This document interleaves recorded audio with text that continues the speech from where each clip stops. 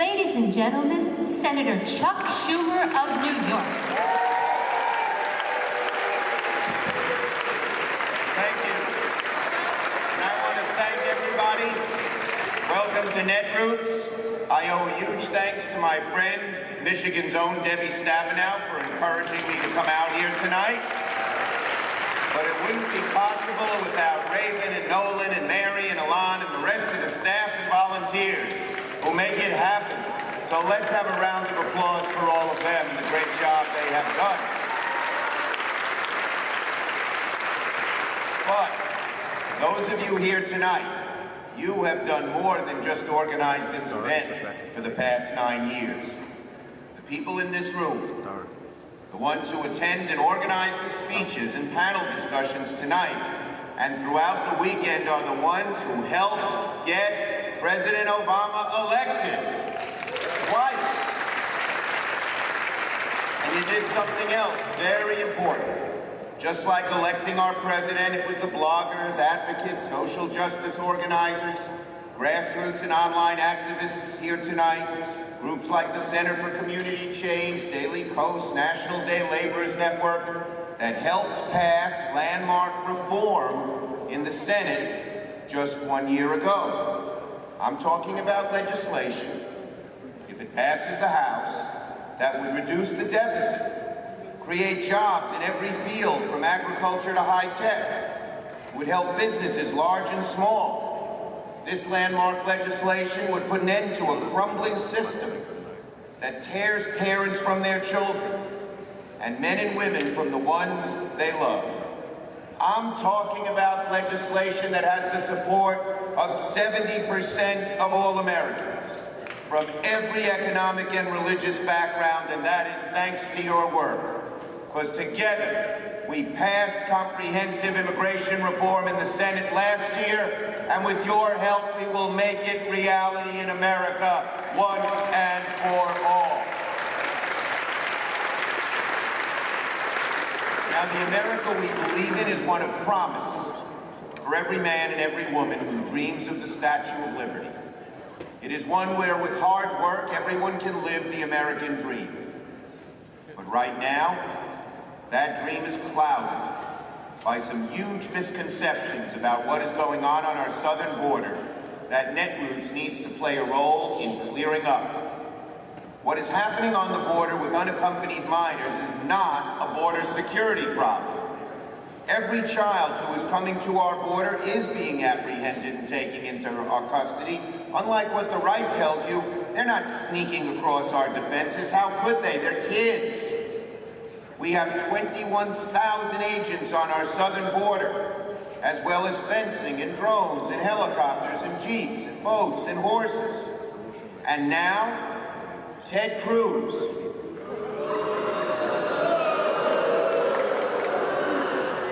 is trying to take advantage of the situation and repeal the president's action in 2012 to stop the deportation of dreamers. So let me state here and loudly, so Mr. Cruz can hear, we are not going to let that happen.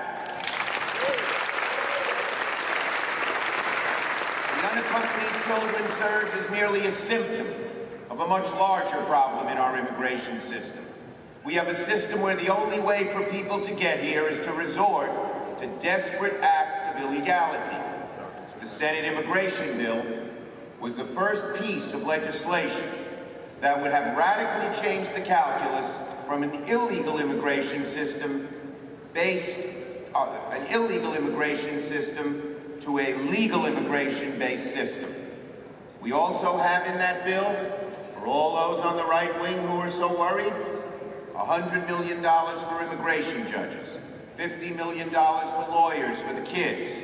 And that would mean that all of these kids' cases could be processed quickly and with all the due process, making necessary that we weren't deporting any refugees or asylees.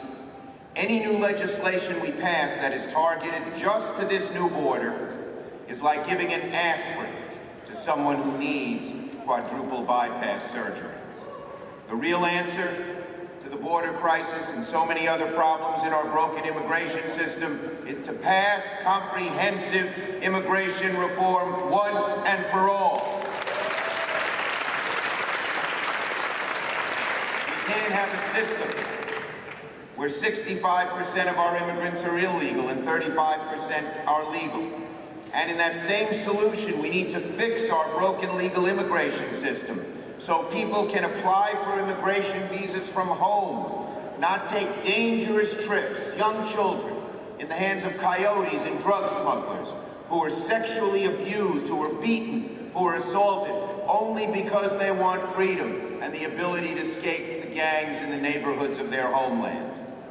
Finally, we need legislation that allows people who come into our country who fill needed jobs, plain and simple. We need to allow workers with high skills, tech skills to come into our country. We need farm workers. In both cases, shortages of workers are costing Americans jobs. Microsoft moved jobs to Vancouver because they couldn't bring in the talent they needed. And the largest cabbage grower in the country in Ontario County in upstate New York couldn't even plant cabbage last year because he didn't have anyone to harvest it. Comprehensive reform is the only way crises like these can definitely be avoided in the future. Until we address the root problem, we're going to see things like this. Unfortunately, so why isn't this problem? It seems so clear. It has the support of most Americans. Democrat, Republican, Independent, liberal and conservative. Why isn't it passing? Do you copy? That's because Republicans have handed leadership on this issue to Representative Steve King of Iowa. Time and time again, Representative King has made outlandish and xenophobic comments. This man, a U.S. congressman who holds the key to what the Republican majority in this country does, has described immigration as a slow-motion Holocaust. Can you believe that? No, but he did.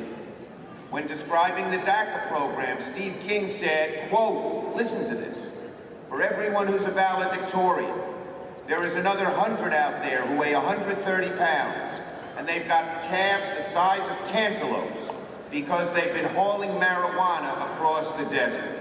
Can you believe that? He said it. Steve King compared immigrants to Santa Anna's army, a comparison that implies their goal is to harm the interests of America. Can you believe it? And just as bad, when Steve King made these hateful and awful remarks, was he criticized by the Republican House leadership for these comments? No. Was he chastised and told he had no place in the modern Republican Party? No. Has he been ignored in the same way they have ignored every immigration bill? No. And yet, the Republican leadership not only doesn't answer when he makes these awful comments, they hand him the gavel on immigration. Steve King says do something, they do it. Steve King says don't do something, they don't do it. It is utterly amazing. And that is why we continue to see nothing out of the House other than inflammatory, rhetorical amendment showboats. The score is clear. When it comes to immigration, Steve King is still undefeated, and he is increasing his margin of victory in the Republican Party every day. Well, it doesn't have to be that way. Steve King doesn't represent the vast number of voters in either the Republican Party or even the Tea Party. The fact of the matter is, House Republican leadership yielded the gavel to King because they were afraid they would suffer politically because of a small group of hard right-wing people that dominate among primary voters by addressing this critically important issue of fixing our immigration system. But we know now, Senator Lindsey Graham, Congresswoman Renee Elmers ran in very conservative districts and states. They campaigned on pro-immigration platforms, and they won. Elmers got 57%. Graham got 59%. We say to the Republican leadership, Have a little courage. Let our bill come to the floor, and it will pass. Steve King still holds that gavel. Some of you here may not know Representative King well. I don't think he'll be speaking at Netroots anytime soon. But when it comes to immigration reform, King is like the Wizard of Oz. He is pulling the levers behind the screen to make it seem he has power. His booming words distract and detract from the important debate.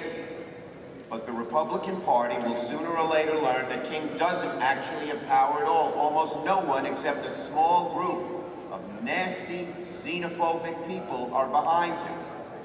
Like Dorothy learned in The Wizard of Oz, the wizard works by fear and fear alone, and so does Steve King. And to the Republican Party, I say this: the only way to get back home and do something real is in yourselves, not in the man behind the screen, the Wizard of Oz of Republican immigration politics, Steve King. And make no mistake, my friends, immigration reform will either pass this year with bipartisan support and a bipartisan imprint, or it will pass in a future year. Because they oppose immigration reform, Republicans will learn that in 2016, we will win the presidency, we will win the Senate, we will win the House, and we will write a Democratic immigration reform bill that will do all of the things that are necessary for the good of America. Now, let me say something about that. There are some Democrats who argue it's better for us to wait. If we pass immigration reform in this democratically controlled Congress and House that we know will come in 2017 after the 2016 elections. Republicans in their heart know that's true, but we don't want that. Here at Netroots, we want to fix our country's problems. We want the 11 million people who are living in the shadows to know they can become citizens. We want them to know that while they're earning their citizenship, they can work and travel home and visit their family and friends without fear. We want them to embark on a path towards citizenship. It's not an easy path. You have to work and learn English and civics and pay taxes. But it's a fair path. It is a path that we will make sure happens. So, for all of us in this room, our work is cut out for us. Every blog post, Facebook share, tweet or retweet tweet matters. Whether you're live tweeting from a member's town hall meeting or crafting the message for an organizing day in Washington, you're helping do something real. You will keep paving the way for real and lasting immigration reform once and for all. So I implore you, we need you. Don't give up. Join us. Keep writing and reaching out. At every town, grange, farm, church, business, or startup you know, get the community to stand up to the Steve Kings of this country, because there aren't very many of them. Remind them that right now the House has the power to fix the crisis at the border, turbocharge Americans' economic growth, and provide a chance to heal the broken families that are being separated by our dysfunctional immigration system, and we can do it this year. With your support, we can address the root problems with our current system and fix the border crisis. With your support, Congress can come to the table and fix our broken immigration system. With your support, House leaders will know if they allow Steve King to continue his blockade of common sense reform, there'll be a pound of flesh to pay. Your voices can do that. In the past month, even business leaders, conservative business leaders, like Rupert Murdoch and Sheldon Adelson, leaders like Warren Buffett and Bill Gates, wrote op-eds in the largest newspapers in this country that even they are for immigration reform. But even they were not enough to move Republicans because they so fear Steve King and his band. We need grassroots support and community organizing from coast to coast. We need the Netroots to come together, lending your voices, your words, and your time to fix this problem facing our nation. That's what this conference is all about, but the work didn't start here, and it won't end here.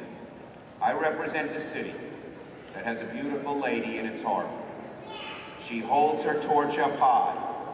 The lady in the harbor has said to generations, if you come here and work hard, it will help you, it will help your family, but it will also help America. Most Americans still believe in that dream, for the immigrant family, and for the good of America. But that torch is flickering because of the Steve Kings and the cowardice of the Republican leadership.